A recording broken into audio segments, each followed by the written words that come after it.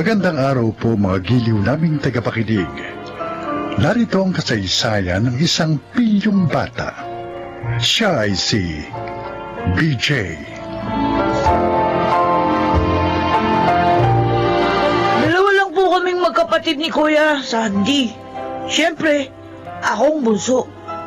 Nakakahiya mong sabihin, pilyo po ako at mahilig maglakwatsa. Kaya nga po, grade 5 pa lang po ako.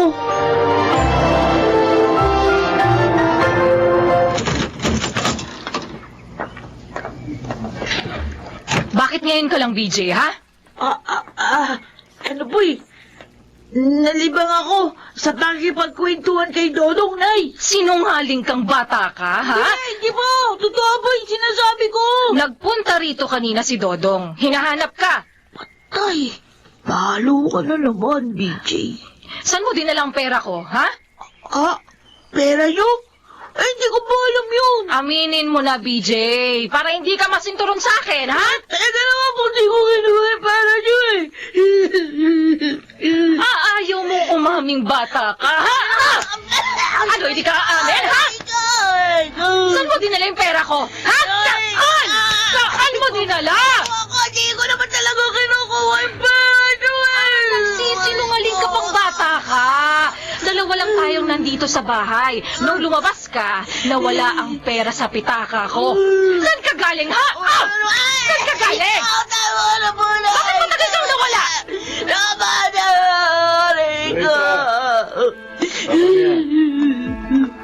Mapapagod ka lang sa batang yan. Kahit kailan naman, hindi yan umamin sa kasalanan niya. Bakit ka ba ganyang bata ka kasi, ha? Napakaraming beses na naming sinabi sa'yo na masama ang pagnanakaw. Bakit ginagawa mo pa rin ang magnakaw, ha? At ang masakit, sa sarili mo pa magulang, kailan ka pa ba magbabago?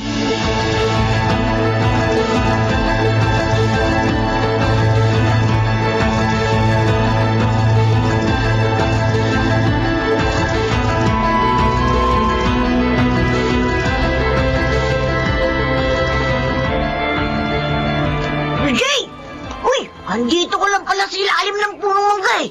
Kanina pa kita hinahanap. Bad trip kasi ako, Popoy. Bakit? Di ako binigyan ng pera ni Inay kanina. Naku, sayang naman oh. Ha? Bakit? Ano, may pera ka pa ba? May pustahan ng Dota sa amin mamaya eh. Talaga? Oo, at malaki ang taya. Oo no, sali ka. Oo ba? Meron pa namang natira doon sa nakobit ko kay Inay. Siguro naman, mananalo na ako ngayon. Eh paano? Kung matalo ka. Tapos malaman ni Aling Luisa na nangupit ka na naman. Napisto nga niya ako kahapon eh. Napalo na nga ako. Kaya, balo lang na yun. Oh, astig ka talaga, BJ!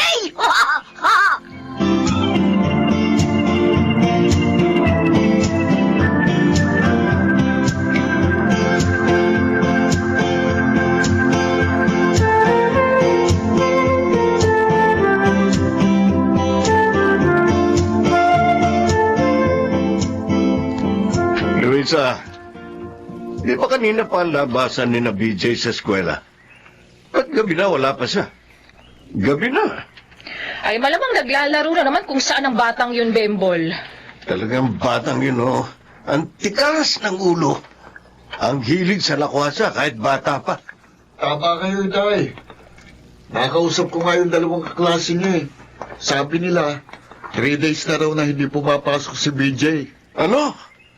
Ay, habang tumatagal, lalong lumalala ang batang iyon. Eh, sobra po siyang nahihilig sa mga computer games. Kaya iniiwan ang pag-aaral. Makikita niya sa akin mamaya. Pagdating niya.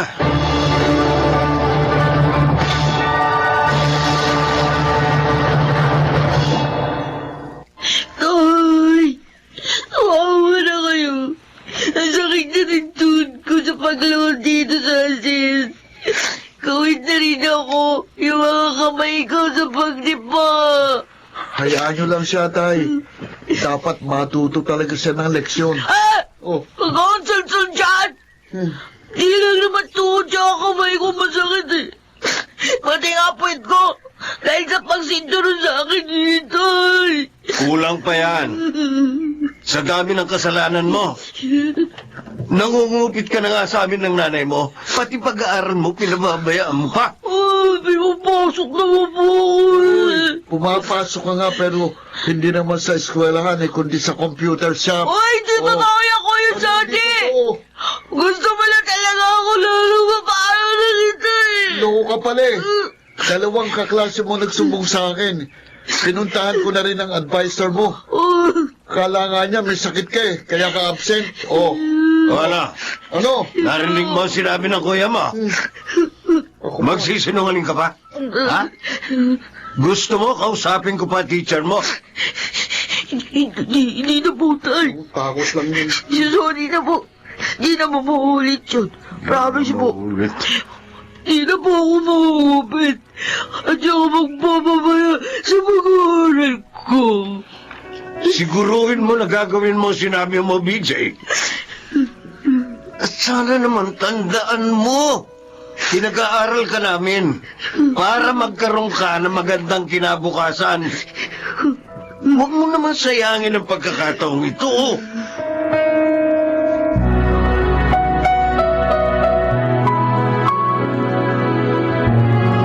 Nako, at binigyan na naman pala kayo ng problema ni BJ.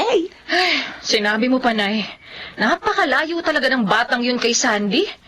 Si Sandy kahit minsan, hindi kami binigyan ng sakit sa ulo ng batang yan. Hanggang matapos siya sa pag-aaral. At ngayon namang may trabaho na siya, pagtulong sa amin ang ginagawa niya. Hindi naman nakapagtataka kung magkaiba man sila. Dahil iba talaga ang pinagmulan nila. Nay, Pasensya na. Hindi ko lang talaga maiwasang maghinala na siguro asaway din ang mga magulang ni BJ. Kaya siya ganyan.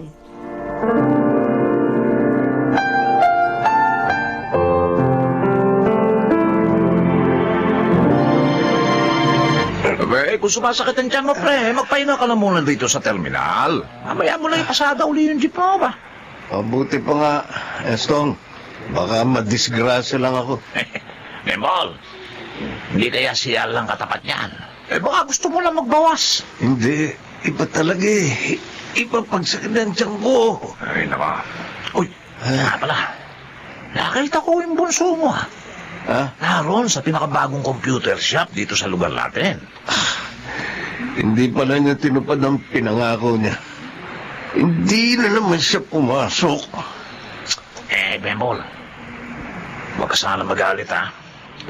Alam mo kang hindi kayo swerte ni Luisa sa batang yun. Naku, Estong, sakit talaga. Naku, yan, pinapapawisan ka lang nga. Mabuti pa, dali na kita sa ospital. Halika, kumapit ka. Halika.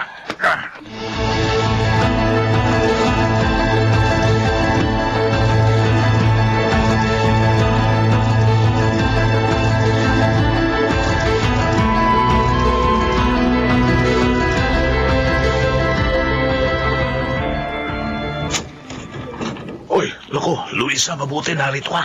oh, bakit Estong? Naku, si Bembol. Dinala namin sa ospital. Ha? Bakit? Anong nangyari sa asawa ko? Hindi na makaya ang pananakit ng tiyan niya eh. Madali ka, puntahan mo na siya. Kailangan daw niyang maoperahan, sabi ng doktor eh. Estong, sandali lang. Sige, kukunin ko lang yung pitaka ko. Ay, bakit po natataranta kayo? Ang tatay mo, anak, nasa ospital. Oh. Ha? Bakit ganito? Bakit walang laman ang pitaka ko? Ano ba naman yan? Mahigit 1,000 pa yung pera ko dito. Tiyak na si BJ na naman ang nakialam dyan. Nakita ko pong galing siya dito eh. Habang nasa banyo kayo kanina. Ay, ang batang yun naman, oh. Parang walang awa. Nanay, lumakad na kayo. Eto, kunin niyo itong pera ko. Ako na pong bahala kay BJ mamaya.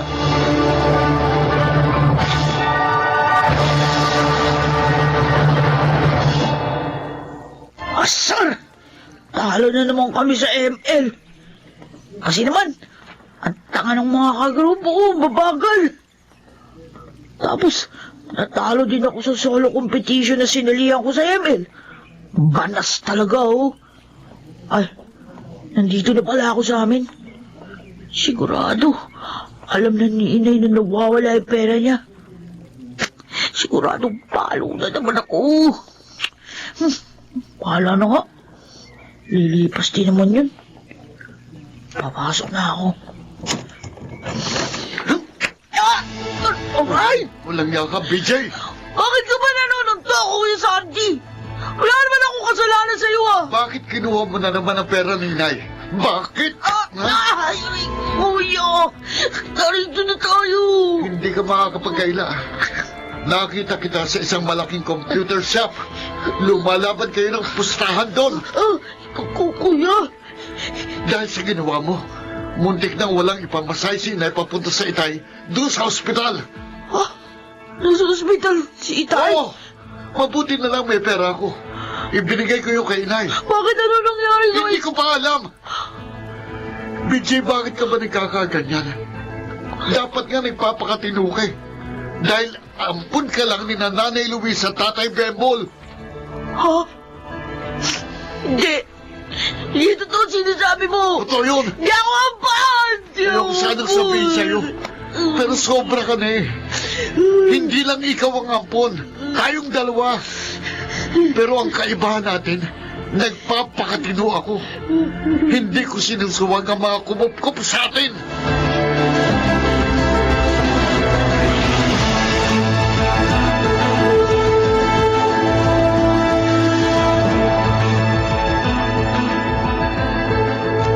Ay, at alam mo na pala, BJ.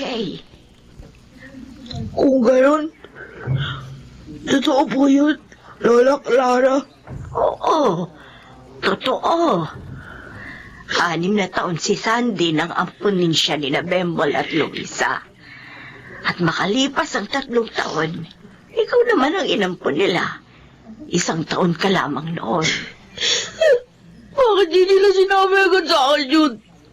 Bakit, Lola?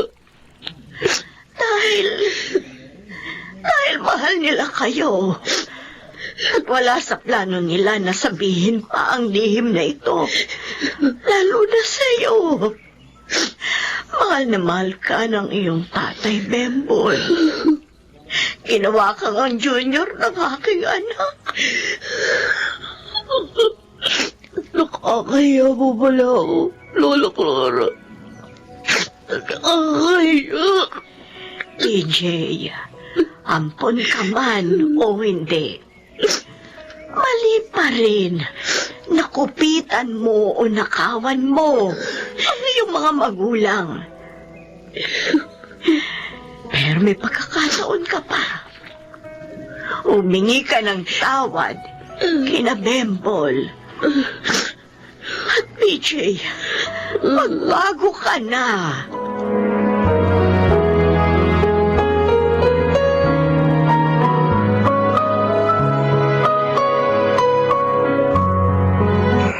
Tay, kumusta na po kayo? Maayos na, anak. Naoperahan na ako sa appendix. Sabi ng doktor, buti na lang daw at nadala siya agad dito. At mas mahirap daw kung pumutok ang appendix niya. Sorry po, Nay. Tay, ang dami ko po kasalanan sa inyo. BJ, Ang daming beses kong sinaktan ng loob niyo.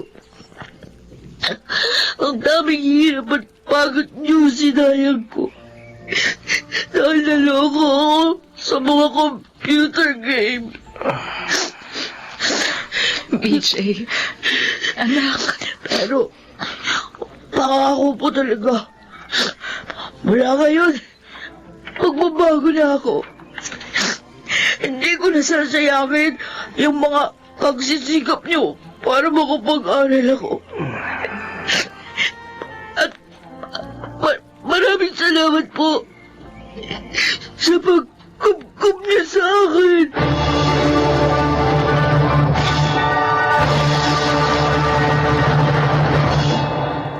Tinupad ko ang promise ko kina Inay at Itay. At unahin nga, meron akong tatanggaping medalya sa graduation namin. Dahil kasama ako sa top 10 ng school. Bago po ako magtapos, tatawagan ko lang po yung mga kapwa ko bata. Sana, huwag niyong pababayaan yung pag-aaral niyo. Huwag na kayong maloko sa mga computer games. Dahil matututo lang kayong gumawa ng masama dahil dyan. Ako po si BJ. Ito ang aking buhay. May mapait na katotohanan na nagdudulot ng matamis na kinabukasan. Mga nagsiganap: Phil Cruz, Jonel Benamin, Chiquit del Carmen Amor, Jun Legaspi, Rosana Villegas sa papel na BJ, at Laika Barista sa papel na Luisa. Naglapat ng angkop na tunog Jerry Mutia, sa musika Buboy Salonga, supervisyong teknikal Eric Lucero at Bong Muyar, creative consultant Phil Cruz, production assistant Anching Cruz. Ito'y mula sa panulat ni Telma Corporal Alcantara. Sa direksyon, June Martin Legaspi. Ito ang aking buhay.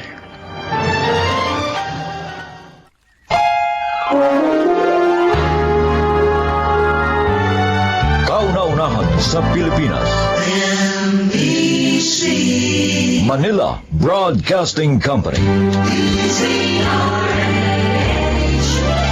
DZRH, member, kapisanan ng mga broadcaster ng Pilipinas.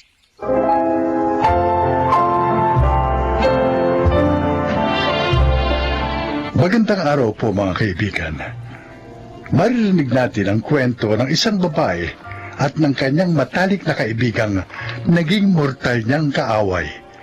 Siya ay si Zenaida.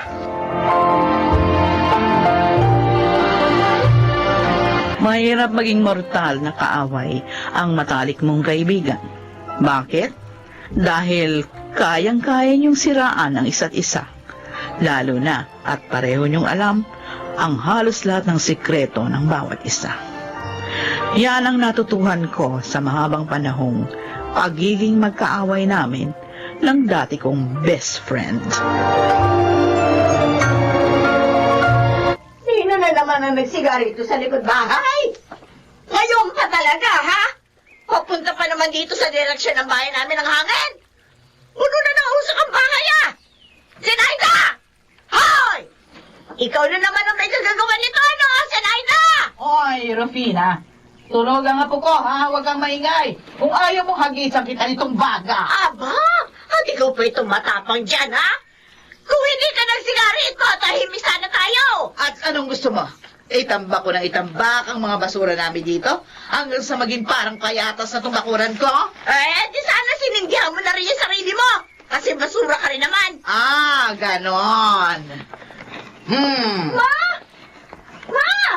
Ay, nako, hintayin mo ako dyan at tatawid ako dyan. O sige, tumawid ka nang maisama kita rito sa mga sinusunog kong basura. Total, plastic ka. Ma, tama na yan. Halika na sa loob. Sige. Hindi, bitiwan mo nga ako, Gingging.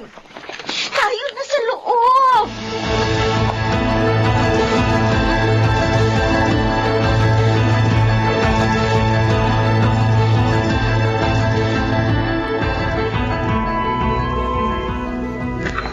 Hindi ba kayo nagsasawang dalawa? May walang araw na hindi kayo nagraratratang gamit ang mga bunganga nyo, ah. Nakakahiya na. Anong gusto mo? Tumahimik ako habang nagsasalita ng kung ano-ano ang matandang hukluba na yon? Ang gusto ko sana mangyari, magkaroon naman kayo ng ceasefire. Nakakapagod na kayong dalawa. Ilang dekada na kaming ganito ni Rufina. Dapat masanay ka na sa amin. Huwag yung puro ka reklamo. Wala ba kayong plano magkaayos? Talaga bang hanggang sa kamatayan, dadalhin niyo ang galit niyo sa isa't isa?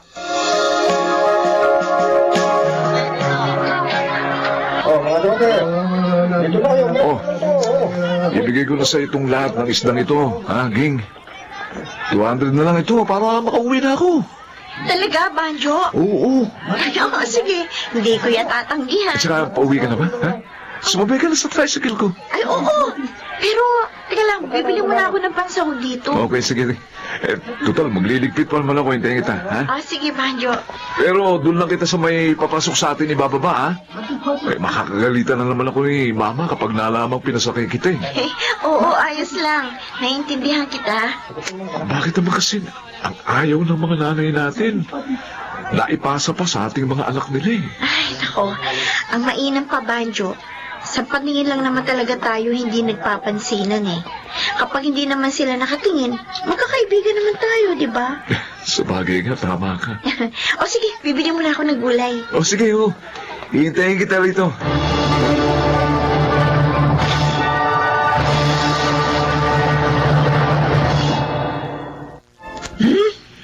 Kala mo kung sinong umasta. Jologs naman. Oo. Ang mata mo na naman, Zenaida. Ano? Kung tanawin mo si Rufina, talo mo pa ang giraffe. Umahaba masyado yung leg mo. May spring ba yan? Ay, Nardo, huwag mo akong asarin dyan na baka may tamaan ka sa akin. Ay, 2 dekada ng patay si Menandro.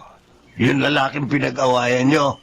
Pero hanggang ngayon, hindi pa rin kayo nakaka-move on. Hindi namin siya pinag-awayan.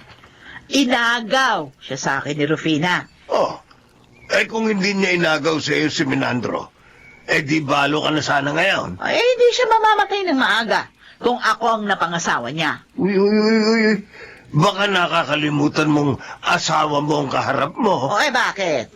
Alam mo namang pinakasal lang kita dahil ikaw yung may gusto sa akin hindi naman ako. Kung hindi ako napangasawa mo, wala ka sana mga anak na gwapo at magaganda. Oo. Ang ibig ko lang naman sabihin, matatanda na tayo. Matatanda na kayo. Baka nga may sumunod na sa inyo kay Menandro. Ay, hindi ako yun, ha? Mabuti pa, magbati na kayo ni... Ano? Yan ang kaibigan mo. Napakarami niyang inagaw sa akin. At nga yung pagiging summa cum laude nung college, dapat sa akin yun. Pero hindi niya pinasa ang research paper ko, kaya bumagsak ako. Kala ko nga best friend ko siya. Oy. Pero tinatraidor pala ako. Tapos sinulot niya pa si Menandro sa akin, ha? Siniraan pa ako sa mga magulang ni Menandro. O ngayon, sabihin mo sa akin, paano ko siya mapapatawad, ha? Kaya gumanti ka. At dito ka nagpatayo ng bahay sa tabi ng bahay niya. Oo. Ay, Para lagi niya akong nakikita. At nang palagi niyang maalala yung ginawa niyang kasamaan sa akin.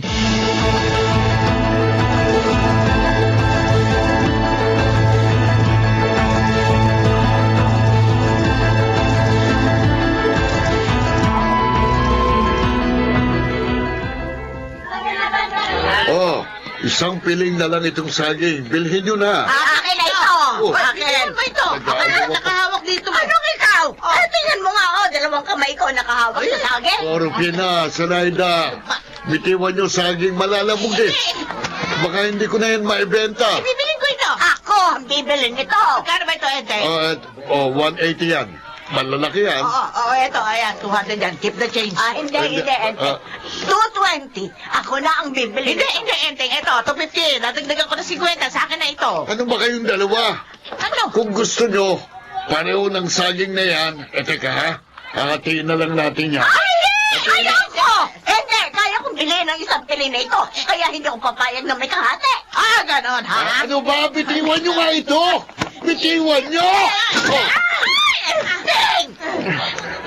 Hindi ko na lang ito pagbibili. Ay, di ba?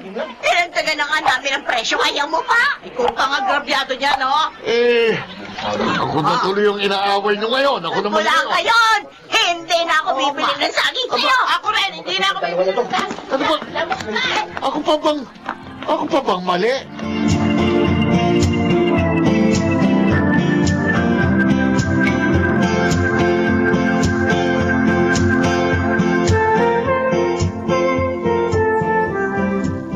Ay, nako! Sarap naman ang hangin dito sa bakura namin. Ay, nako, mga halaman ko. Didiligan ko kayo para presko kayo. Hindi kagaya ng iba dyan. na para lamang gulay. Mabuti pang hangin! Fresh! Hindi tulad ng iba dyan, parang amoy isdang bilasa. Baho! Iniinisa naman talaga ako na sinayde na ito, ha?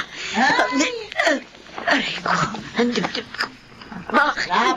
Parang sumasakit sa Sarap naman. ng hangin dito. Kagabi pa ito, ha? Kaya lang, ang mabaho. Dahil may amoy ba ng Aray ko. Aray ko, ang dibdib ko. Ay! Aba, si Rufina! Ha? Naku, Rufina! Bakit ka natumba?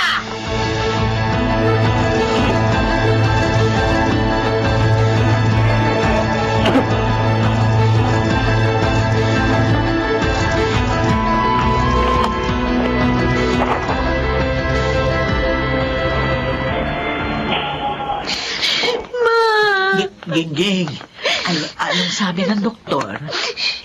Auntie Zen, cardiac arrest daw.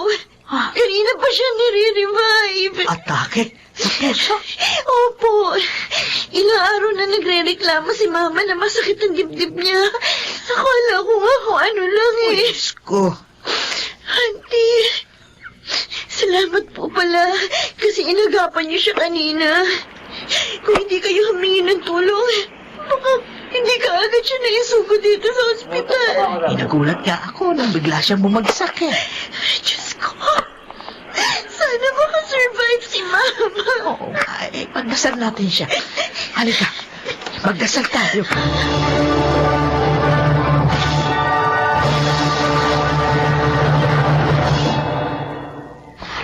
Ano, Banda? Ano sabi ni Jingjing?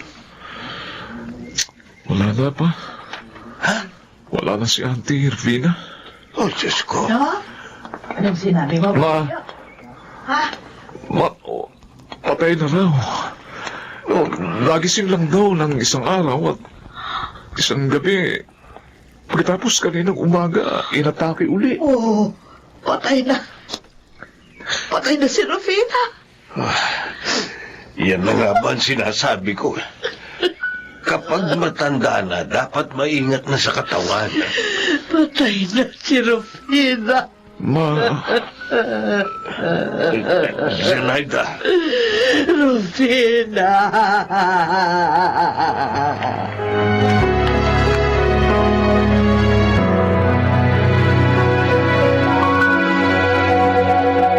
Salamat sa pagpunta, Auntie Sen. Nakikiramay ako. Tingting. Maupo po kayo, Auntie. Hindi naman totoo na hindi ko pa siya napapatawad. Oo. Matagal ko na siyang napatawad. Kaya nga, nakaya kong tumira malapit sa kanya. Kaya lang, sa lahat ng mga nangyari, talagang hindi naman kayang bumalik pa sa dati. Pero ang bawat away at sigawan naming dalawa, parang pagpapahiwatig yun na nakapansin pa rin naman namin ang isa't isa na malakas pa kaming pareho at kaya pa naming sumigaw at magsabunutan minsan. Pero tama si Nardo. Sana hindi kami nabuhay sa mga nakalipas na panahon sa ganong paraan. Sana mas naging mapagpakumbaba kami sa bawat isa. Ganun din naman po si Mama. Isang beses, nung bumabagyo, sinisilip niya po ang bahay ninyo. Tapos sabi niya, mukhang magigiba na raw ang bahay niyo. Mabuti raw ang bahay namin matatag. Pero alam ko, paraan niya yun para tingnan kung safe pa ba kayo. Kung may mga nagawa man pong mali sa inyo si Mama, ako na pong humihingi ng tawad. Hindi. Ako ang dapat humingi ng tawad. Ay, Rufina, patawarin mo ako. Kung nasaan ka man ngayon, Sana magkasama na kayo ni Menandro. Dahil alam ko, nagiging masaya ka kapag kasama mo ang kaisa-isang taong iyong minahal.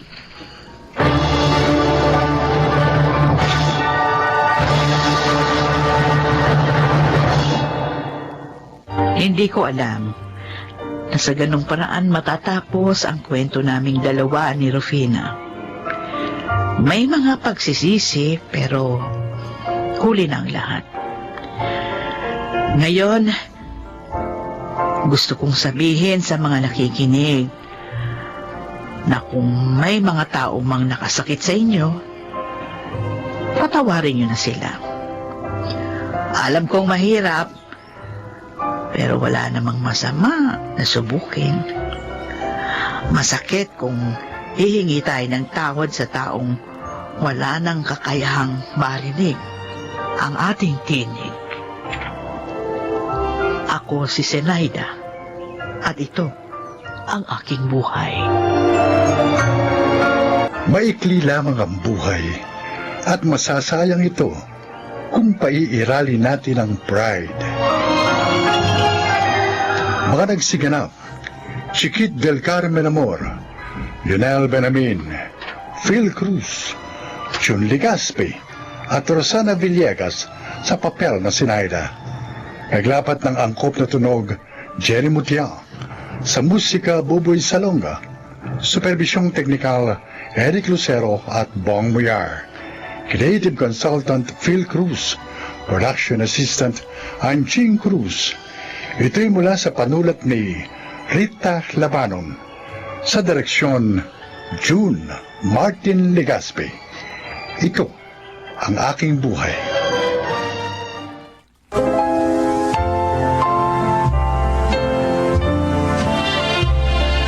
Magandang araw po mga giliw naming tagapakinig. Marinig natin ang paglalakad ng isang dalagang nagtagumpay sa buhay dahil sa pagsisikap ng kanyang masipag na ina. Siya ay si Tiray.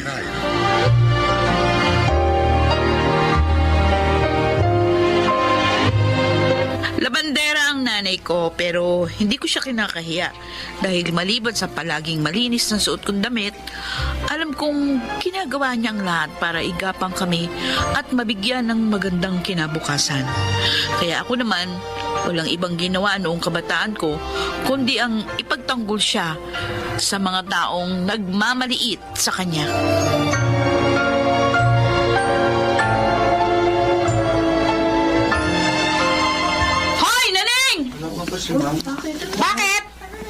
Bakit mukha mo? Ano tong nalaman ko? Napakilala mo doon sa nanay ko, alila nyo, ha? Eh bakit? Totoo naman, di ba? Papatid siya ng papa mo, kaya tsahin mo yung nanay ko. Wala akong pake kung ano ko pa siya. Basta ang alam ko, labandera namin siya / Ali. Ali pala, ha? Ano? Mayaman lang naman kayo kasi nagnanakaw ng pera sa bangko nanay mo. Di ba? Hindi magnanakaw si Mama. Ano nga hindi? Nanoko si Mama. Aray ko, ba't ba ako sinilo ka? Walang iyak. Ano yung kalbuin talaga? Ano mo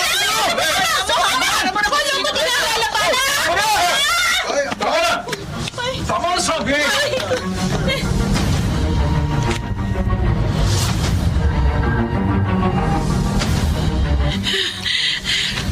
Siya ang nagsimula, sir. Huwag mo kong sigawan, Anet. Ay, ako naman talaga nagsimula. Kasi yung bunga niyan, kung ano-anong kasinungalingan ang sinasabi. Tama na sabi. Ano ba kayong dalawa? Hindi ba magpinsan kayo? Palagi na lang kayo nag-aaway. Hindi ba kayo nahihiya sa mga kaklase nyo? Hindi na kayo mga bata. 18 anyos na kayo. Eh, balagan namang si Tiray ang nauuna, sir. Siya ang may kasalanan. Ay, sir, Ay, naku. kung kayo nasa katayuan ko, hindi niyo ba pagtatanggol ang nanay mo? Matutuwa ba kayong tawagin yung nanay mo ng pinsan mong alila? Ay, nasa na respeto doon. Walang patutunguhan ang usapang ito. Ang mabuti pa, papuntahin nyo rito mga magulang nyo, ha? At sila ang kakausapin ko.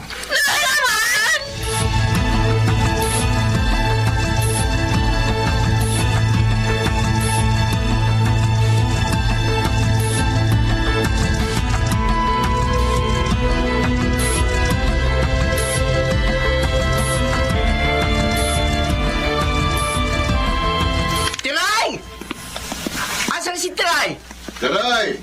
Tawagan na nanay mo. Bakit po, Nay? Halika nga rito. Bakit po? Ikaw talaga. Ay! Aray ko! Huwag niyo akong kurutin sa kilikili! Hindi ba sabi ko sa'yo, huwag ka na nakikipag-away kay Naning. Buwan-buwan na lang kaming pinapatawag ng tsuminandro mo sa eskwelahan. Dahil rambol na kayo na rambulon. Ay! Nauubos na ang pasensya ko sa'yo. Ikaw talagang bata ka. Ha? Ay! Oo. Wala akong kinalaman dyan, ha? Huwag mo ko idadamay dyan, Taray. Hindi ba sabi ko sa'yo, Nay? Ayoko minamalit kayo ng pamilya nila. Eh kung ayaw mo minamaliit tayo, mag-aral ka mabuti. Yun. Hindi yung panay ang pakikipag-away mo sa pinsan mo. Hindi ko siya pinsan. Ay! Kayo nga, hindi niya tinuturing na tiyahin eh. Sabi nila, alila niya kayo. Oy, Tiray, isa pa! Tatamaan ka na talaga sa akin. Kahit pa ipagtanggol mo kung na ipagtanggol, hindi magbabago yung katotohanan. Labandera nanay mo!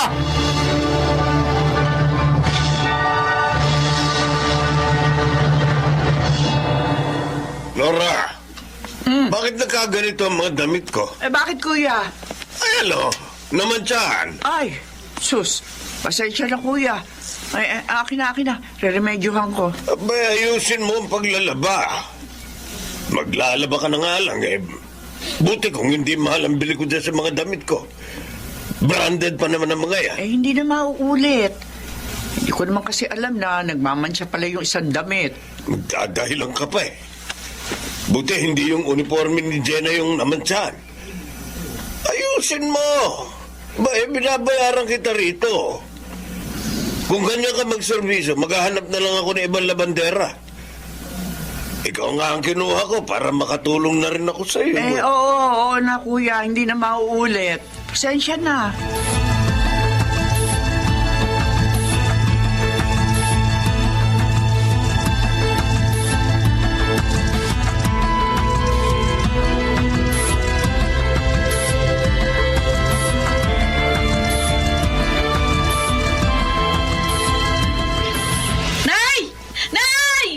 Dito ako, naglalaba. Meron ako surprise sa inyo. Nay! Ay, Chong. Nandyan na si Naning? Oo. Pinakita niya na yung grades niya sa inyo? Bakit? Meron na ba? Opo! Kaya nga, dito na ako dumiretso bago pa ako umuwi sa bahay. Kasi papakita ko kay nanay, tapon ako sa klase. Ganun ba? Opo. Baka po nahihiya si Naning napakita sa inyo yung grades niya. Kasi alam ko meron siya isang bagsak. Math. Sige po, Chong. Naling! Naling!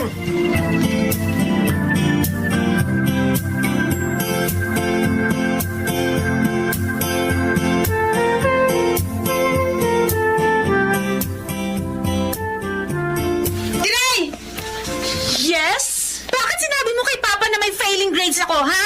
Ay, bakit wala ba? Akala ko kasi meron eh. Sinungaling ka!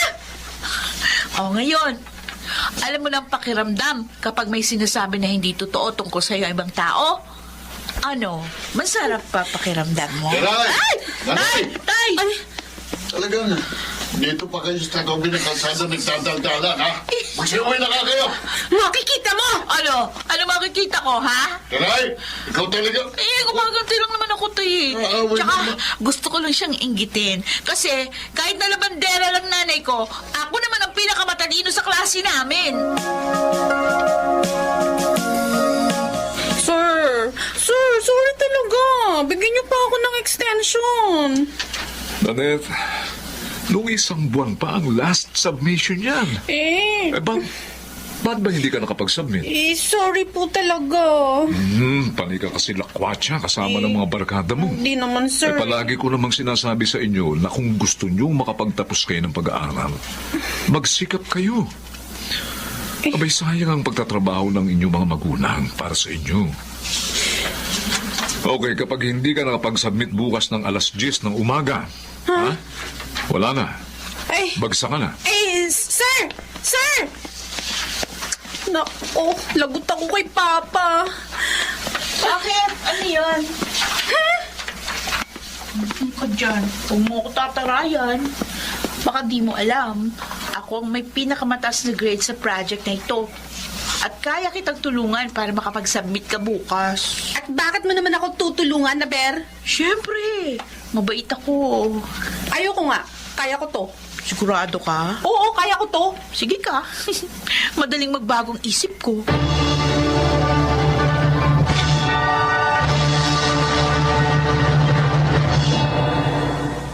Mabuti naman, nagkakasundo na kayo ngayon ni Naning. Mabait lang talaga ang anak niyo, Nay. Ang sabihin mo, naawa kay Naning. Kasi alam mong magagalit sa kanya ang tsuminandro mo kapag nalamang may bagsak siya. O, di ba? Pwede. Mabuti yan, Tiray. Oh, hindi naman ako itinuturo ng tsuminandro mo na kapatid niya, kundi isang labandera lamang ng mga damit nila. Pero wag mong gagawin yung kay Naning. At sa iba mo pang pinsan, kulang tayo sa material na bagay. Pero ang pagyamanin natin ay ang kabutihan ng puso. Noted po yan, Nay. Sabi ko nga, magpapakabait na talaga ako. Basta, sikapin yung magkakapatid na magkaroon ng maayos na buhay. Yun lang ang pangarap namin para sa inyo. Hindi nyo naman kailangan maging mayaman. Ang gusto lang namin, makita kayong kumakain ng 3 beses sa isang araw at may maayos na bahay na tinitirhan. Yun lang ay sapat na.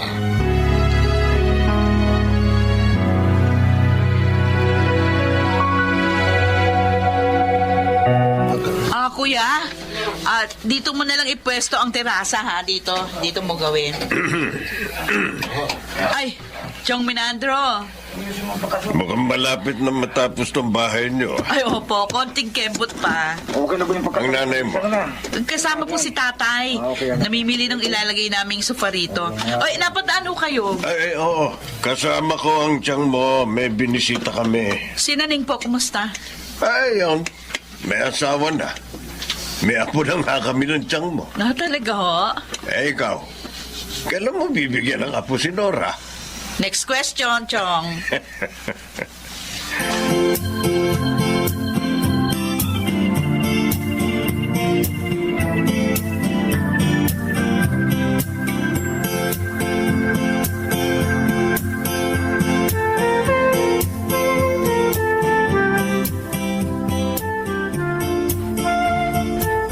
Ayos na. Natapos din sa wakas. Salamat sa inyo ng mga kapatid mo, Tiray. Hindi ko akalaing mararanasan kong tumira sa ganitong kagandang bahay. Oo nga. Palasyo sanang papatayo namin para sa inyo ni tatay eh. Kaso, mag-aasawa na raw si kuya. Ay, naku, wala na akong mahihiling pa. Nakapagpahinga na rin sa wakas sa mga kamay ko sa kakukusot ng mga damit. Naalala ko na naman nung nakikipagsabunutan pa itong anak mo kay Naning. Kasi tinatawag ka raw na alila. Tay naman, huwag nyo nang paalala. Nahihiya ako sa sarili ko kapag naaalala ko pa yan. Kung makipag-away ka nun, Diyos ko! Buwan-buwan ako pinapatawag sa eskwelahan nyo. Tapos, sinasabi mo pang kaya mayaman si Naning kasi nagnanakaw ng pera sa bangkong mama niya. Oo, tingnan mo. Tapos ngayon, sa bangko ako nagtatrabaho. Ano na pagtanto mo? Na hindi pala pwedeng basta-basta lang magnakaw sa bangko.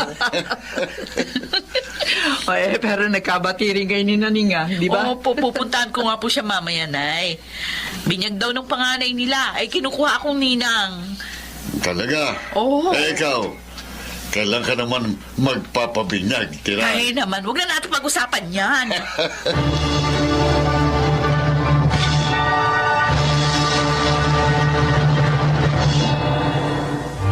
Pinagtatawanan na lang namin ngayon yung mga nakaraang panahon. Noong napakasimple pa ng buhay at napakahirap ang hanapin ang pera. Ganun pa man, mula noon hanggang ngayon, hindi ako nagsisisi na nagkaroon ako ng inang labandera dahil siyang nagturo sa amin kung paano magsikap at pahalagahan ang bawat sentimong aming kinikita ngayon. Nawa po ay may napulot kayong aral sa aking kwento. Ako po si Tiray at ito ang aking buhay. Pinanganak mang mahirap, basta ang tao ay magsisikap. Maaabot at maaabot niya ang kanyang pangarap. Mga nagsiganap, Susan Robles, Jeneline de la Cruz, Lionel Benamin, Phil Cruz, June Martin Legaspi, at Rosana Villegas sa papel na tiray. Naglapat ng angkop na tunog, Jerry Mutiao. Sa musika, Buboy Salonga. Supervisyong teknikal, Bong Muyar at Eric Lucero. Creative Consultant, Phil Cruz. Production Assistant, Anjing Cruz. Ito'y mula sa panulat ni Rita Labanon. Sa direksyon, Salvador M. Royales. Ito ang aking buhay.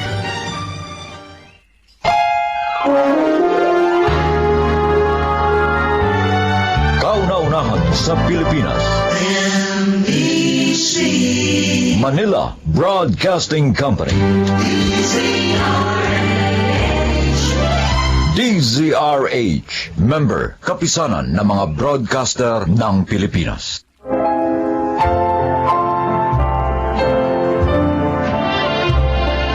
Mga kaibigan, sa araw na ito, inyong maririnig ang kwento ng isang ginang na inilaan ang buhay at piniling magpakasakit para sa mga taong kahit hindi niya kadugo.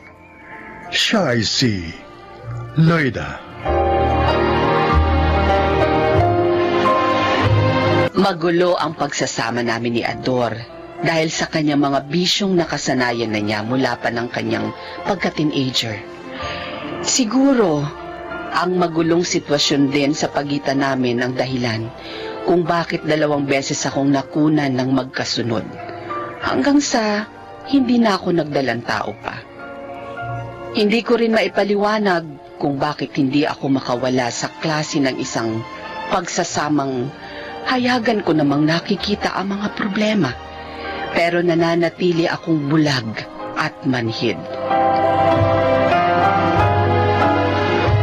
Tay! Huwag niyo po akong paampun! Magpapabay na po ako! Ako po, Tay! Mabait naman po ako eh! Paampung ko kahit na kanino. Ano? Ay, Ipaampung mo! Teka. Bakit? Nasaan bang nanay nila? Pareho lang ang sumama sa ibang lalaki. Ang problema, pareho rin nilang itinambaksakan ng mga leche ito. Ang mabuti pa, Oh, ibigay mo na lang sa akin ang mga anak mo. Ako na lang aampun sa kanila.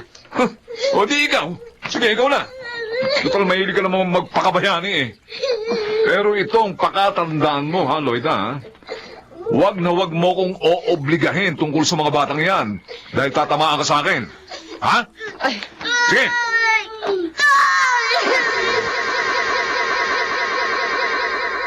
Adi, Ryan, huwag niyong kalilimutan kunin dito sa mesa yung mga baon yung pagkain ha, para sa tanghalian bago kayo pumasok sa trabaho. Iba na, Loida. Sinabi ko na po sa inyo, huwag na kayong mag-abalang magluto ng babaunin ko. Dahil libre po ang tanghalian namin sa kantin ng ospital. Ako rin po, Inay Loida. May libreng meal din po sa opisina. Pero babaunin ko na rin ngayon yung inhandaan nyo para naman hindi masayang ang pagod nyo. O siya, sige na. Kunin niyo na rito sa mesa at ilagay niyo na sa mga dala niyong eco bag.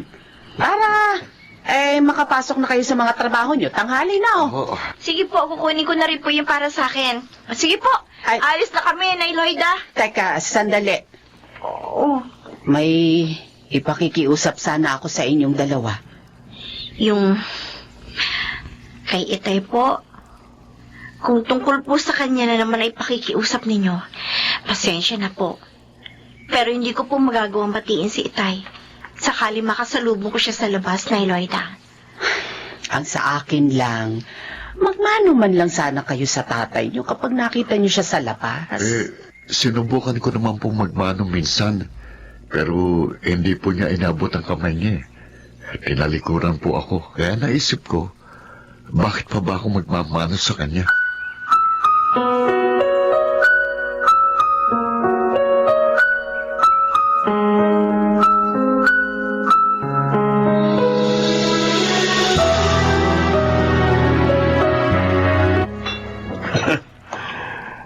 titigas din ang loob ng mga anak mo, Nodor. Pero noon, nakakita ka nila nandito sa tindahan, pero nilampasan ka lang. Ako ba muli nila ng patigasan ng loob? Ubra ba sila sa akin? Mga professional na kasi. Kaya siyempre, mataas na rin ang lipad ng mga... Wala akong pakialam. Kahit gaano pa kataas ang tingin nila sa kanilang mga sarili. Wala pa silang napapatunayan sa buhay, kaya huwag silang magmalaki. Lalo na sa akin. Bakit? Magiging tao ba sila kundi dahil sa akin?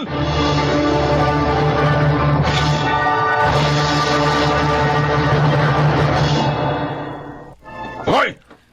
Abi! Ano ba? Walang hindi kita tinatawag, ah. Bakit ba kasi, Tay? Wala naman tayong dapat pag-usapan, di ba? Kumadrona ka, di ba? Itatanong ko lang sa'yo kung ano ang proseso ng panganganak doon sa public hospital na pinagjujutihan mo. Kabuhanan na nga kasi nitong si Alexa. Nambuntis na naman pala kayo. Oh, Talaga hindi na kayo titigil, no? Ginawa niyo ng bisyo ang pambubuntis sa kung sino-sino babae. Teka! Sandali. Bakit magsalita nitong anak mo, Adora? No. Hoy, hindi ako basta-basta babae lang, ha? Receptionist ako sa beer house na pinapasukan ko. Huwag kang ano! Sandali! Tumigil kayo! At ikaw, ate, hindi ko hinihingi ang opinyon mo sa mga nangyayari sa buhay ko. Nagtanong lang ako sa'yo, pero kung ayaw mo kaming tulungan, edi wag! Ang hirap sa inyo, Tay. Dito pa kayo nagkakalat sa sarili ninyong lugar. Sana man lang sa ibang lugar nyo dali niya pagka-immoral ninyo. Hoy! Minimenos mo na naman ba pagkatao ko? Loko. Ha? Baka akala mo, hindi kita kayang ingod-ngod dyan sa kalsadang yan. Gusto mo? Sandali lang, Alexa. Ikaw, ate, masyado ka matalim magsalita. Hindi mo na ako nirespeto bilang iyong ama. Kaya tama lang ang desisyon kong ipamigay ka noon dahil lalaki ka lang palang isang walang kwentang tao.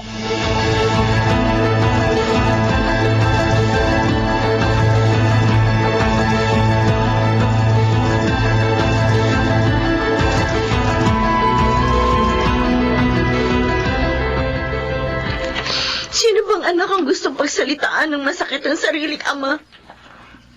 Pero hindi na nga ako nakapagpigil. Lalo na nang parang pinagmamalaki ka niya yung kasama niya buntis na babae. Ako kasi, Adi, iniiwasan ko talagang makasalubong si Itay eh.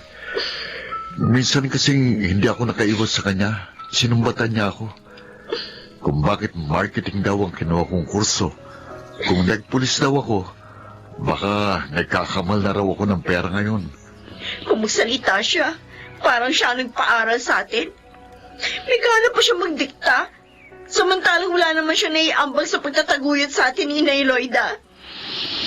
Kaya nga maipapayo ko sa'yo kapag nakita mong makakasalubong mo siya o magkikita kayo sa labas, umiwas ka na. Umiba ka na ng daan para hindi na kayo magkainkwentro pa.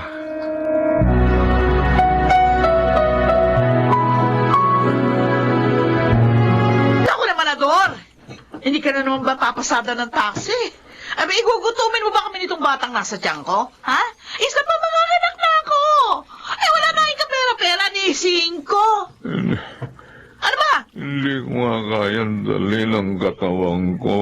Ano? Umiikot na ang tingin ko. Arte mo? Wala susukang. Tumingin ka! Huwag mo pumahan dyan, ha? Kagabi lang singlaks ka pa ng kalabaw. Panay nga laklak mo ng anak, di ba? Alexa, Ano? totoo ang sinasabi ko. Arte mo dyan. Umiikot na ang paligid ko.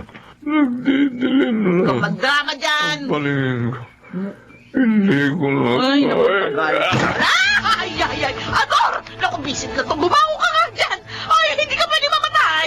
Hindi ko pwede mamatay dyan dahil may pananagutan ka pa sa akin dyan! Mga anak pa ako! Bango na sabi! Ador!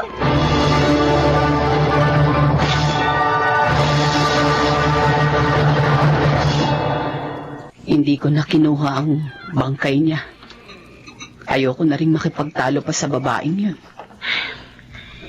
Pera lang naman ang habol ng babae yun sa burol ni Itay. Pero tiyak na sa pagpapalibing, guguluhin pa rin tayo ng babae yun sa mga gastusin. Hindi naman natin pwedeng pabayaan si Itay. May nabili na akong lupa sa sementeryo. Paliliit pa kayo nang maipundar ko yun. Sinamantala ko ang kalakasan ng pagtitinda ko ng isda noon sa palengke.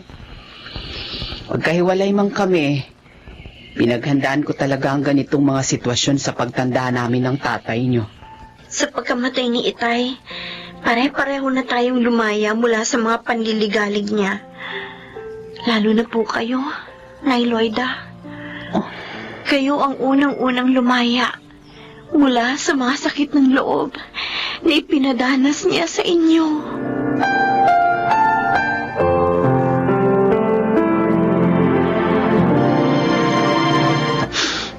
Nalulungkot ako dahil magkakahiwa-hiwalay tayo. Pero sino ba ako para hadlangan ng mga pangarap nyo? Karapatan niyong buuin ang sarili-sarili niyong mga buhay para na rin sa kinabukasan niyo. Sayang po kasi yung pagkakataon sa malaking ospital na yun sa Riyadh. Nangangailangan sila ng mga kumadrona. Kaya nga po tuwan-tuwa ako nang matanggap ang application ko doon. Ako naman po, nang matanggap ang application ko sa isang malaking food chain sa Dubai, hindi ko na rin po pinalampas. Sineryoso ko na rin po dahil ayoko rin sayangin ang pagkakataon. Pero wag po kayo mag-alala, Nay Loida. Kahit malayo na kami ni Ryan sa inyo, palagi po namin kayong tatawagan. At saka regular po kami magpapadala ng pera sa inyo para sa mga pangangailangan ninyo. Oo, pangako po namin yan ni Adi, Inay Loida. Hindi namin kayo pababayaan. Dahil ng mga panahon nangangailangan kami ng isang ina, hindi ninyo ipinagkait sa amin ang inyong kalinga at pagmamahal. Basta huwag niyong kalilimutang tumawag sa Diyos at laging magpapasalamat sa Kanya. Saan man kayo naroroon. Dahil sa Kanya pa rin nagmumula kung ano man ang mga biyayang tinatamasa niyo ngayon.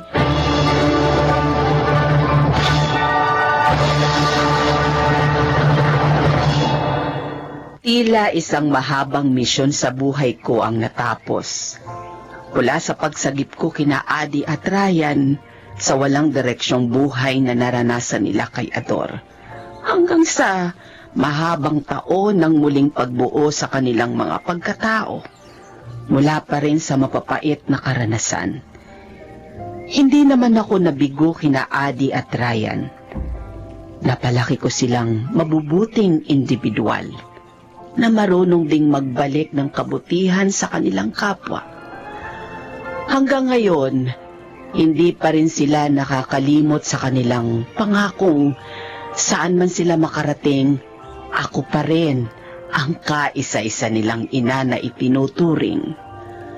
Ako si Loida at ito ang aking buhay. Hindi na susukat sa dugo ang pagiging isang magkapamilya. Higit sa lahat, hindi ito hadlang para magsakripisyo at maghandog ng kalinga at pagmamahal. Dahil pag-ibig ang sukatan ng paglingap sa kapwa. Mga nagsiganap, Chiquit del Carmen Amor, Rosana Villegas, June Ligaspi, Pinel Benjamin, Phil Cruz, at Jenaline de la Cruz sa papel na Loida. Naglapat ng angkop na tunog Jerry Mutial. Sa musika, Buboy Salonga. Supervisyong teknikal, Eric Lucero at Bong Muyar. Creative consultant, Phil Cruz. Production assistant, I'm Ching Cruz. Ito'y mula sa panulat ni Sel Barlam. Sa direksyon, June Martin Ligaspi at Maynard Landicho Jr. Ito ang aking buhay.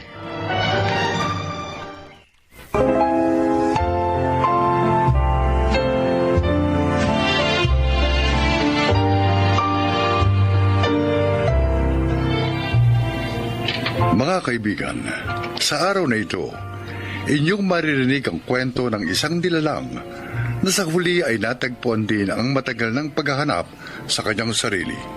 Siya ay si Tisay.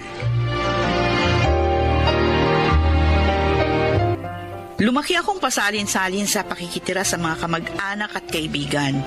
Dahil datnat panawan ako kung saan-saan ang aking ina. Dahil na rin sa pakikipagrelasyon niya kung kani-kanino. Ang tanging alam ko sa aking pagkatao, Amerikano daw yung tatay ko. Kaya binansagan akong Tisay. Aminin ko, pinanindigan ko ang isang magulo at walang patutunguhang buhay.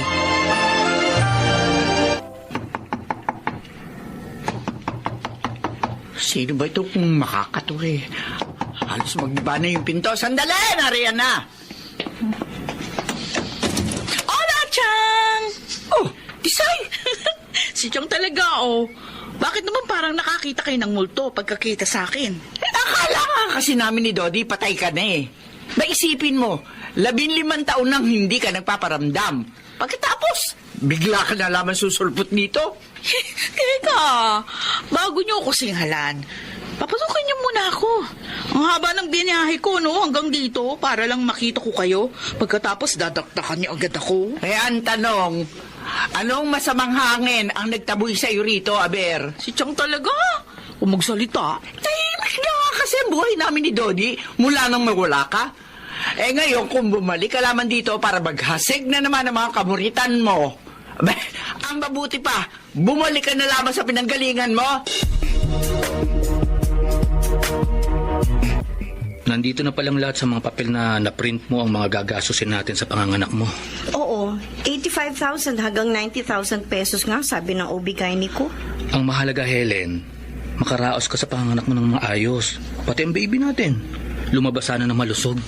Yan din ang palagi kong hinihiling sa nasa itaas, Daniel. Huwag kang mag-alala. Sa mga oras na nasa trabaho ka, ako nang bahala kay Helen. Maraming salamat po, Itay. Ang totoo po, malaking tulong po ang pagtanggap nyo sa paanyaya naming dumito muna kayo. Hanggat nasa ganyang kalagayan si Helen. Excited nga ako na makita kagad ang magiging apo ko. Kailangan akong unang makakita sa kanya kapag isinilang na siya sa maliwanag.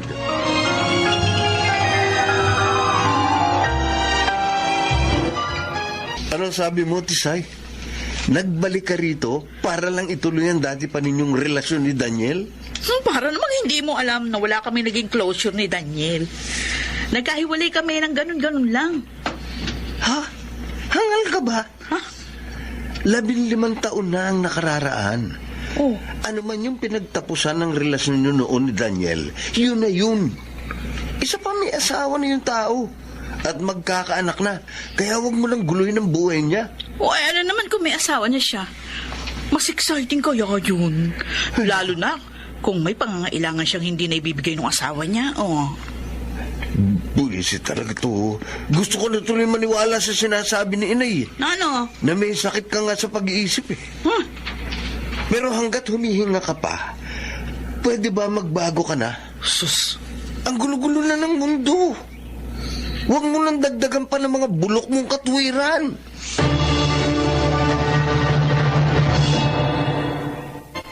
Daniel! Daniel! Oh, Tisay? Ikaw ba yan? O naman! Bakit?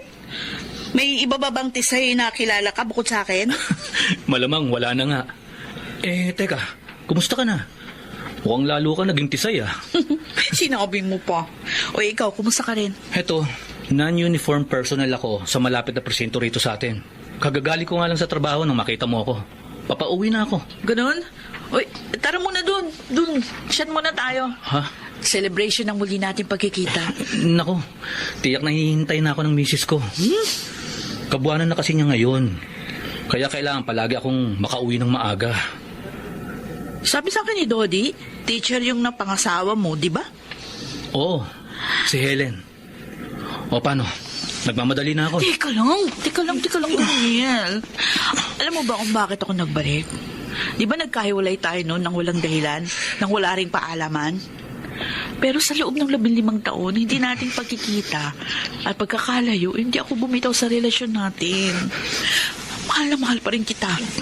Wala akong ibang minahal kundi ikaw lang. Tisay, imposible na yan sinasabi mo. Sa loob ng 15 taong lumipas, marami nang nagbago. At saka, mga bata pa tayo noon. Nadala lang tayo ng ating kapusukan. Kaya pwede ba kumalis ka na sa pagkakayakap mo sa akin? Ba? Baka may makakita pa sa atin dito eh. At kung ano pang isipin nila. Bakit? Natatakot ka bang mapatunayan sa sarili mo? Mahal mo pa rin ako, ha? Halikan mo ako, Daniel. Halikan mo tulad noon kapag nagtatago tayo sa dilim.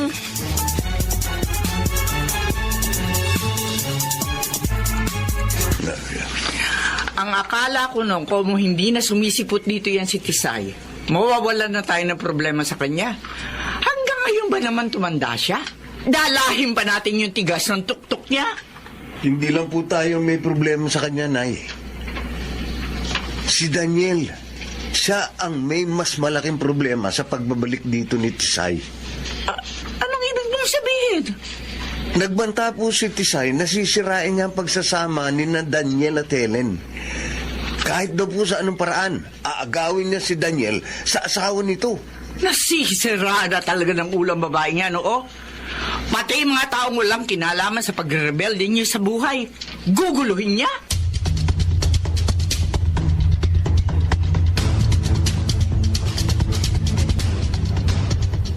Ang sabi ko, Helen, hiwalayan mo si Daniel. Mahirap bang intindihin yun? Teka, sino ka ba? At bakit pinahihiwalay mo ko sa asawa ko? Nobya ako ni Daniel. Kahit pagbali-balig ka rin mong mundo, ako ang naunang minahal niya kesa sa'yo. Kaya akin ang lahat ng karapatan sa pagmamahal niya. Pasensya na, pero wala akong alam sa mga sinasabi mo. Makakaalis ka na. Ganun, ha? Nagbobobobo ka pa, ha? Akala ko ba teacher ka? Bakit ang kailangan mong make up, ha? Pwede ba? Parang awang... Ano? Kiso ko! Maawa ka sa sanggol na dinadala ko! Bibigyan lang kita kung aalis ka dito sa lugar na to. Ngayon din, huwag ka magpapakita kay Daniel kahit kailan. At kapag hindi mo ginawa yun, isisilid ko kayong dalawa sa sako ng pinagbubuntis mo. Huwag mo akong ismulin, ha? Kaya kong gawin yung sinabi ko!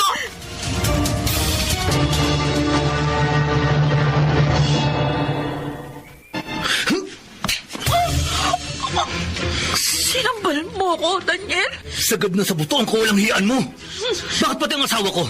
Bakit pati ang magiging anak ko, dinamay mo sa kawalan mo ng katinuan? Alam mo bang nasa ospital ngayon ang asawa ko? Dahil nakararanas siya ng preterm labor. Dahil sa ginawa mong pagsugod sa kanya sa bahay namin. Bakit mo sa akin sinisisi yun? Kung talagang makukunan yon, di good news. Wala ka ng pananagutan sa kanya. Wala nang hadlang sa ating dalawa, di ba? Anong klaseng tao ka? Bakit wala kang hinangad kung hindi ang kabiguan ng kapwa mo? Wala kang kwentang tao! Napakasama mo! Ikaw ang hindi makaunawa, Daniel. Bakit pinagdurusa mo ako ng ganito? Gusto ko lang umamot sa'yo ng pagmamahal. Bakit ang damot mo? Kawalan ba sa pagkatao mo kung mamahalin mo ako? Kung isasama mo ko sa iyong mga pangarap?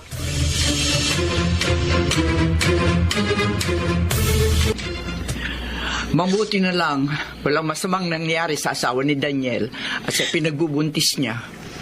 Paano kung mayroon? Di pati kami ni Dodi, wala mukhang ihaharap sa mag-asawa. Bakit ganun, Cham? Bakit ang damot ng mundo sa akin? Buong buhay ko, puro pagtanggi ng mga tao nasa paligid ko na naranasan ko. Ikaw ang maramot sa sarili mo para mamulat sa mga bagay-bagay, Tisay. Ikinulong mo ang sarili mo sa mga maling paninindigan na nakalakhan mo. Iwan mo na ang anino ng nakaraan ng nanay mo.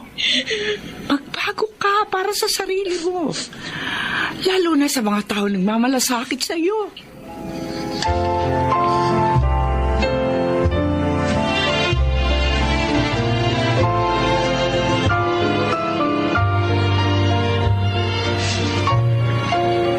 Isay, pasensya ka na pero hindi kita mahaharap. Marami kasi akong paperworks dito ngayon sa opisina.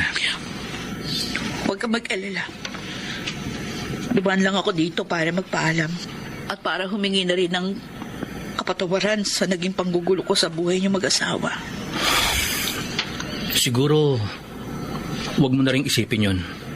Kalimutan na natin yun. Nakaraos naman sa maayos na panganak si Helen. At pasensya ka na rin dahil naging emotional ako.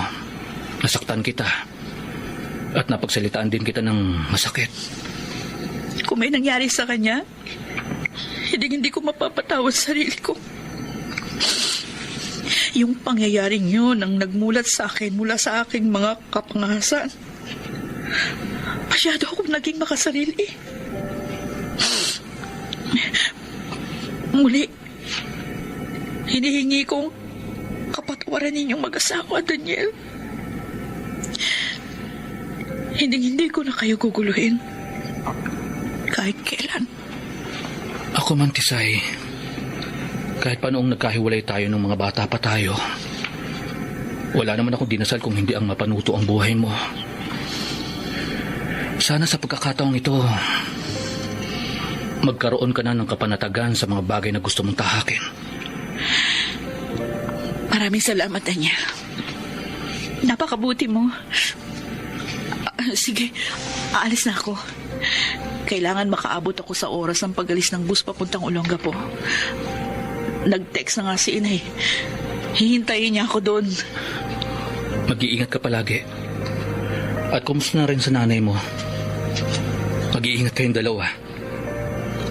Nakakarating sa kanya. Salamat. Maraming salamat.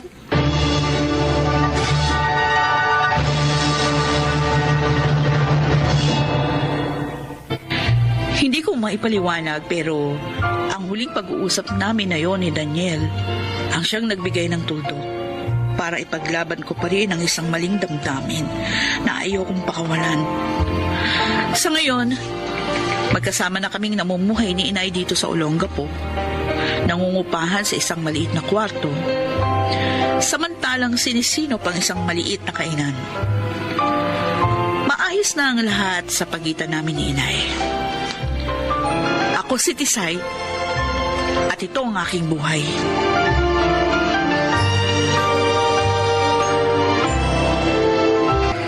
Sa puso ng isang tao, nagaganap ang tunay na pagbabago na lumilikha ng kaibahan sa ating mga buhay. Kung minsan, kailangan nating tanungin ang ating mga sarili para sa mas pagnanais pa nating pagbabago patungo sa mas makabubuti.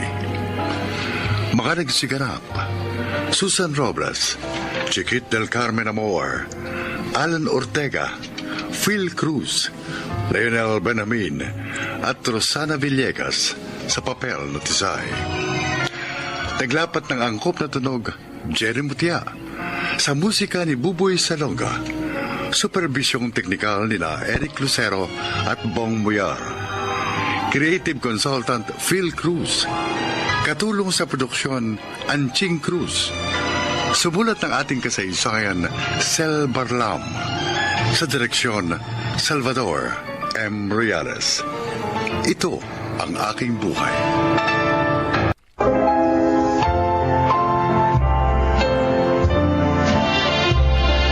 Mga kaibigan, sa araw na ito ay maririnig po ninyo ang testimonya ng isang nilalang na nais ibahagi ang kanyang kwento upang kapulutan ng aral. Siya po ay si Christy. Magandang hapon po sa inyong lahat. Minsan, ang isang pagkakamali ay may nakatutuwang bunga na itutuwid nito ang isa pang pagkakamali. Panganay po ako sa 3 magkakapatid. Dati na akong tumutulong sa aming mga magulang. Ngunit inako ko ang lahat ng responsibilidad mula nang pumanaw si Itay. Pakinggan po ninyo ang aking buhay. Nay, ito po ang paggastos dito sa bahay para po sa 2 weeks. Ay, salamat, anak. Binawas ko na po dyan yung para sa bahay, ilaw, tubig at pamasahe ko po sa trabaho. Mabuti nga binayaran mo ng bahay, ilaw at tubig para bawas na ang intindihin ko. Eh kasi naman po, Nay, lagi niyo nagagastos yung pambayad natin sa tubig at ilaw eh. Pasensya na anak ha. Ang sarap kasing magbingo, nawiwili ako. Kaya yun, nagagasta ko yung pera. Kaya nga mabuti yung ginawa mo. Ikaw na yung nagbayad. Ay, gusto mo na bang maghapunan? Mamaya na lang po. Sakit ang ulo ko eh. Ha? Gusto ko po muna magpahinga. Ba, napapadalas ng pagsakit ng ulo mo ah. Sobrang pagod lang po siguro ito. Uminom ka ng gamot sa sakit ng ulo para bumuti ang pakiramdam mo. Ha? O siya, sige, maiwan na kita. Babayaran ko muna yung hiniram kong pera kay Maring Laura. Ano po? May utang ko kayo kay Aling Laura? Natalo kasi ako sa bingo nitong huli kong laro. Pero maliit lang naman yun.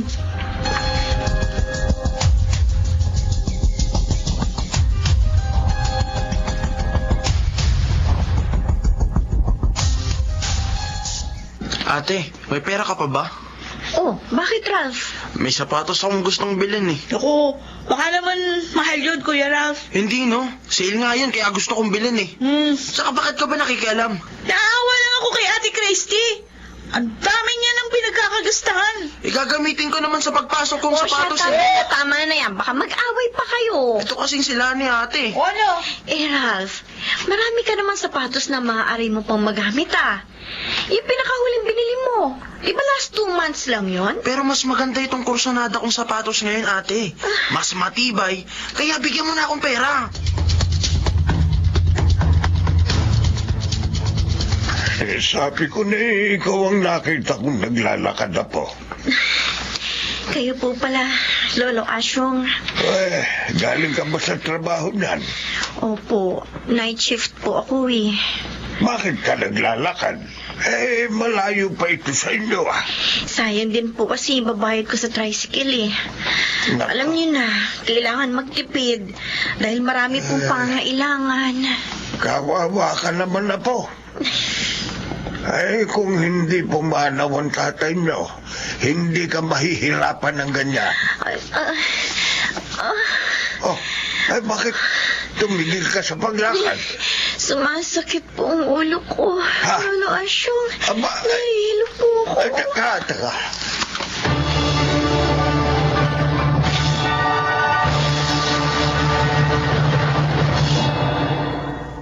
Hindi pumasok sa office si ate? Oo, Kuya Ralph. Masakit daw ang ulo. Naaawa nga ako. Paano kaya ito? Meron pa naman akong gustong biling t-shirt. Ikaw naman? Bili ka ng bili ng damit at sapatos. Hindi naman importante yun eh. Huwag ka niyang bumili. May sakit na nga si ate. Ikaw alam mo, epal ka. Masyado kang sip-sip. O bakit? Sinasabi ko lang naman totoo ah. Kawawa naman talaga si Ate Christy. Trabaho siya ng trabaho. Si Inay naman puro bingo. Ikaw naman puro layaw. Pag hindi ka pa tumigil ng kadadaldal, susuntokin na kita. Sige! Pwede ba? Pwede ba tumigil na kayo? Masyado. Masakit ang ulo ko. Hayaan niyo naman ako matahimik. Yan. Nagkalit tuloy si ate.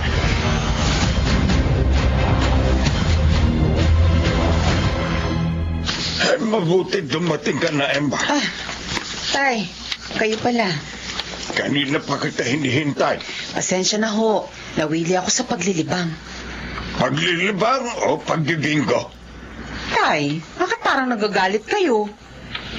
Hindi tama ang ginagawa mo.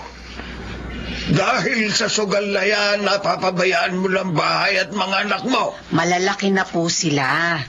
Hindi na alagain. At kahit itong bahay, kaya na nilang intindihin. Isa pa, mag-aalis lang naman ako ng lungkot dahil sa pagkawala ni Mario. Emma, mahigit 1 taon nang patay si Mario. At mula noon, nalulong ka na sa bingo.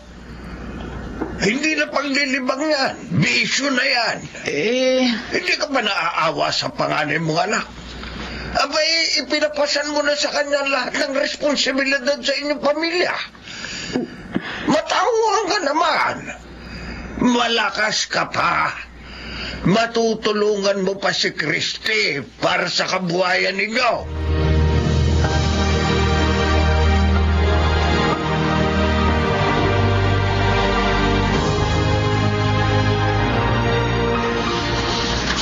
Sabi niyo, Doc Joseph, lumabas na ang resulta ng mga pagsusuri niyo sa akin. Yes, Christy. Anong resulta, Doc? Anong sakit ko? I'm sorry, but you have brain cancer. Doc? Yan ang dahilan ng matinding pananakit ng iyong ulo. Sabihin niyo sa akin, tatagal pa bang buhay ko? Oo naman. Pero kailangan mong maoperahan. At kailangan maghanda ka ng malaking halaga para doon.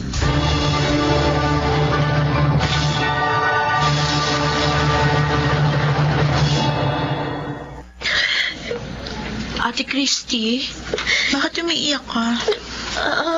Lani. Masakit na naman ba ulo mo? Lani. Bakit, ate? Ano ba nangyayari sa'yo?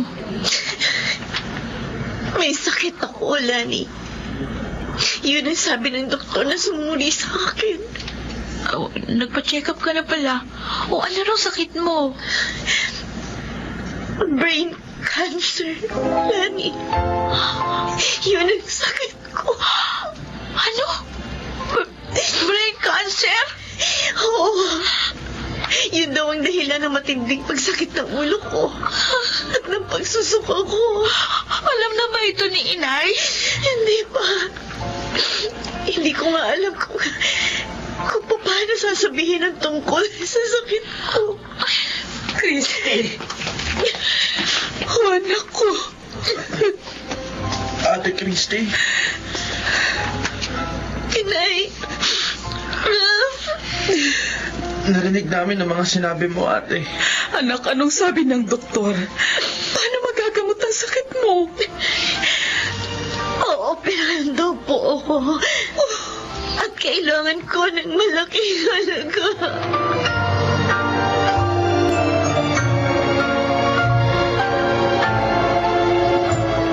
Aalis po kayo, Nay? Oo, Lani. Mamamalengke ako. Magluluto ng ititinda kong ulam diyan sa harap ng bahay natin. Kailangan kong kumilos. Lalo na ngayong may sakit ang ate niyo. Ay, tama si Itay. Malakas pa ako. Kaya ko pang tulungan ang ate niyo. Hindi ko dapat iasa sa kanyang lahat ng pangangailangan natin. Ang laki ng pagkukulang ko sa ate niyo.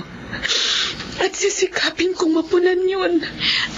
tutulungan ko po kayong magluto at magtinda. Wala naman po akong pasok ngayon. Salamat, anak. Ako naman po, Nay, may a-apply ang trabaho. Sana nga po matanggap ako para hindi na mahirapan si ate sa mga gastusin ko. Ganyan nga, mga anak.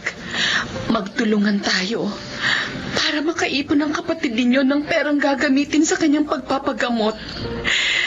Ayoko mawala sa atin ng atin ninyo. Kami rin po nila ni Inay. Ayaw po naming mawala si ate. Mahal na mahal po namin siya.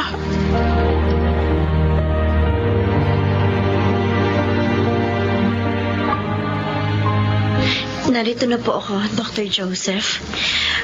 Bakit kayo tumawag sa akin? Dahil may mahalagang bagay akong gusto mo sabihin. Tungkol ba sa sakit ko? Oo.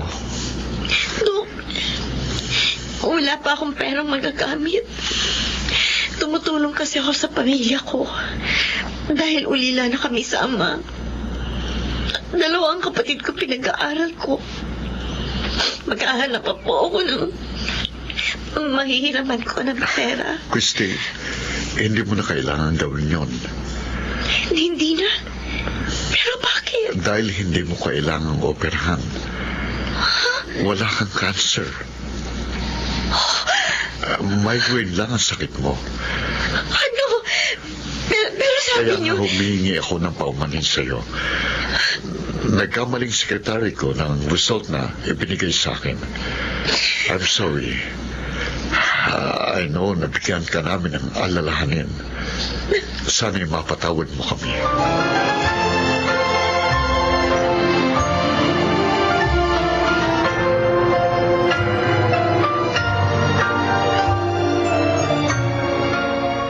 Nakakatuwa, Nay. Naubos yung mga tinda nating ulam. Oo nga. At malaki ang kinita natin. At ako naman po, Inay. Natanggap ako sa trabahong pinasukan ko.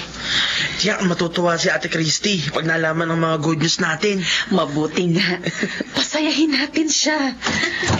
Nay! Nay! Ayan na! Christy! Dumating na si ate! Narito kami sa kusina, anak. Nay! May magandang balita ako sa inyong lahat! Kami rin, Ate, may good news sa'yo. Oo nga, ha? Anong good news niyo? Matutulungan ka na naming makaipon, anak. Kanina, alam mo ba, nagtinda kami ng mga ulam ni Lani. Opo. At malaki ang kinita namin. Oo, totoo yun, ate. At natanggap naman ako sa trabahong inaplayan ko, Ate. Mag-working student ka, Ralph? Oo, Ate. Kaya ko yun. Ang mahalaga, hindi mo na ako magiging intindihin. Patawarin mo sana kami, anak. Nakalimutan ka namin. Dahil sa pansarili naming kapakanan. Patawad. Napakasaya ko, Inay. At mga kapatid ko. Ano naman yung good news mo sa amin? Nakausap ko si Dr. Joseph. Ang sumuri sa akin. Humingi siya ng tawad sa akin. Ha? Bakit? Nay, nagkataon pala na may kapangalan akong pasyente. At siya ang may brain cancer. Oh, kaya wala akong sakit, Nay. Mga kapatid ko, wala akong sakit.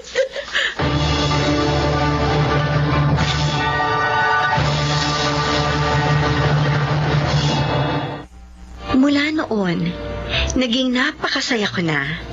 Dahil kahit wala akong sakit, hindi na nagbalik sa dati nilang gawi sina Inay at Ralph.